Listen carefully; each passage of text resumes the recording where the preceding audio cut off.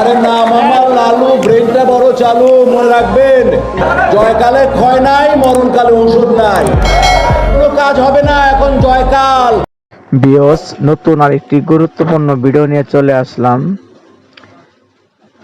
চিত্রজগতের villain মিশা সওদাগর উনি বলছেন জয়কালে ওষুধ নাই। উনি কেন বলছেন? উনি আমলিগ আবার ফেরত আনতে চান, এমনকি বেগমন্ত্রী শেখ হাসিনাকে ওনার পদ ফিরিয়ে দিতে চান।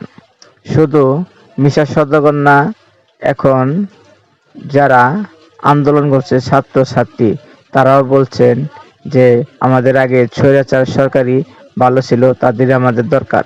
চলুন আমরা সেই ভিডিওটি মনোযোগ দিয়ে দেখে আসি। আরে না মামা লালু ব্রেনটা বড় চালু, মনে রাখবেন জয়কালে ক্ষয় নাই, মরণকালে ওষুধ নাই, কোনো কাজ হবে না এখন জয়কাল। জয়কাল, জয় বাংলা, জয় বঙ্গবন্ধু। আগে সরকারি ভালো ছিল, স্বৈরাচারী ভালো ছিল, এখন ছাত্র জনতা ভালো নেই। সে এই সমন্বয় পরিচয়টা বন্ধ করতে হবে। আজকে জেলা উপজেলায় অনেকে সমন্বয় পরিচয় দেয়।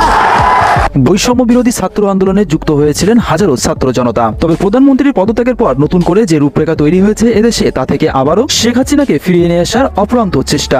যেমনটা চিত্রজগতের খল অভিনেতা মিশা সওদাগর ইতিমধ্যে একটি গণমাধ্যমে জানিয়েছেন, উন্নয়নের এই ধারাবাহিকতা বজায় রাখতে শেখ হাসিনা এদেশের জন্য অপরিহার্য। তবে শুধু মিশা সওদাগর নয়, দেশের রিক্সা চালক থেকে শুরু করে আবারও ছাত্র জনতা এক হয়েছেন।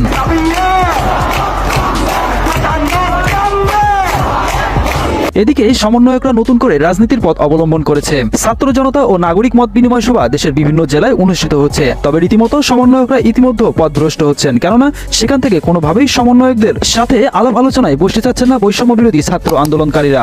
আপনারা যদি আমাদেরকে সহযোগিতা না করেন তাহলে আমাদেরকে চলে যেতে হবে। আপনারা যদি আমাদের